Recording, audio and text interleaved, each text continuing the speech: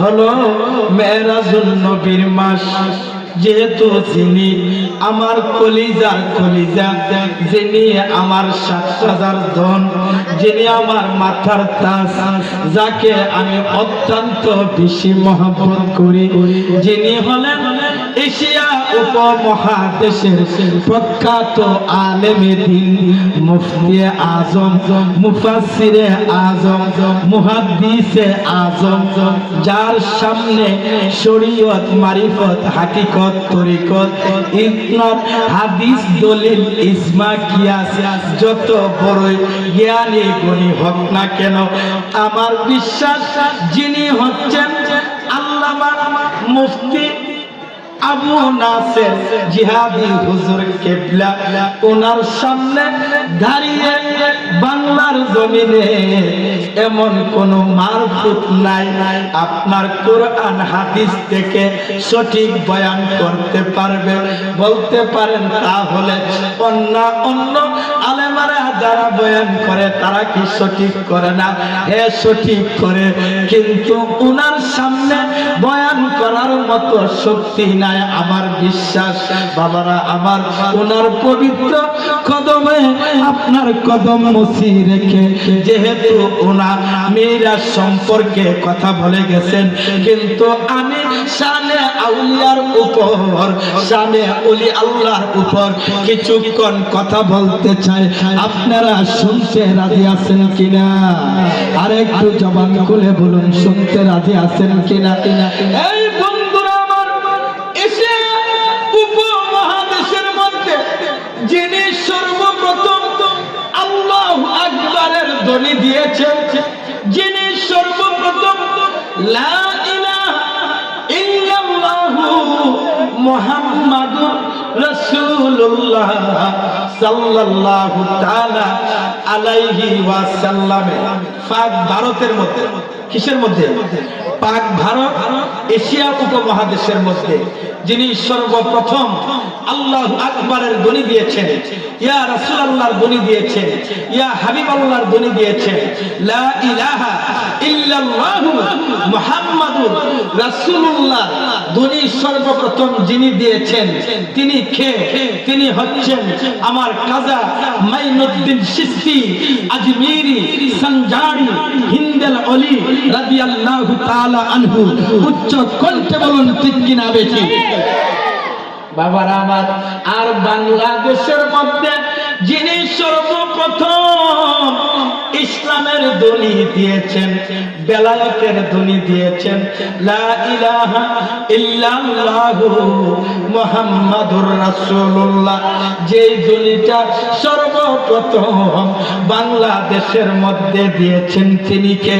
তিনি হচ্ছেন ৩৬০ আউলিয়ার যিনি সম্রাট, ৩৬০ আউলিয়ার যিনি শ্রেষ্ঠ ওলি, তিনি হচ্ছেন বাবা শাহজালাল ইয়ামিনী রাদিয়াল্লাহু তাআলা আনহু। উচ্চ কণ্ঠে কি বলবেন না ঠিক কিনা বেঠি? এই বন্ধুরা আমার, গভীর মনোযোগ। আমরা অনেক সময় বলে থাকি কেউ পীরে না, কালি হাতে। কোথায় গেলে? আরে একটু জবান খুলে বলুন কোথায় গেল? আরে জবান খুলে বলুন না কোথায় গেল? আমরা বলে থাকি কেউ পীরে না, কালি হাতে, খাজা বাবার দরবারে। এখন খাজা বাবা কে? একজন আল্লাহর বন্ধু কি বন্ধু না? আর একটু জবান খুলে বলুন কি? আল্লাহর বন্ধু। এখন বর্তমান জগতে যারা বেলায়েতের অধিকার, যারা ওলিয়া আল্লাহরা আছে, তারাও তো আল্লাহর বন্ধু, ঠিক কিনা বেঠি? এই বন্ধুরা আমার, খাজা বাবা কেন? আপনি যদি আপনার আপন পীর মুর্শিদের কাছে সঠিক নিয়তে, সহি শুদ্ধ নিয়তে যদি আপনার মুর্শিদের দরবারে কোনো কিছু নিয়ত করে আসেন, সঠিক নিয়তে, আপনি আশিকের মতো আশিক হয়ে আপনার ঈমানটা, আপনার বিশ্বাস, ভক্তি, প্রেম যদি আপন পীরের প্রতি থাকে, আপনিও যদি এই সারা বাংলার জমিনে মধ্যে হুজুর কেবলার কাছে যদি এক নিয়তে আসেন গো, আমার আল্লাহ আপনাকে আমাকেও খালি হাতে ফিরাইয়া দিবে না। এই বিশ্বাস আছে কি নাই? আর একটু জবান খুলে বলুন আছে কি নাই? কার আছে একটু হাত উঠায়া দেখান, কার কার আছে? একটা নারায়ে দেন, নারায়ে তাকবীর, নারায়ে রিসালাত, নারায়ে তাকবীর, নারায়ে রিসালাত। পবিত্র মেরাজুন নবী সাল্লাল্লাহু আলাইহি সাল্লাম মাহফিল জিন্দাবাদ জিন্দাবাদ। পবিত্র মেরাজুন নবী সাল্লাল্লাহু আলাইহি সাল্লাম মাহফিল, নারায়ে তাকবীর। বাবারা, কাজা বাবার দরবারে একটা লোক গেল। কি জন্য গেল জানেন? ওই লোকটা একটা মেয়ে উপযুক্ত হয়েছে। গভীর মনোযোগ, একটা মেয়ে উপযুক্ত হয়েছে।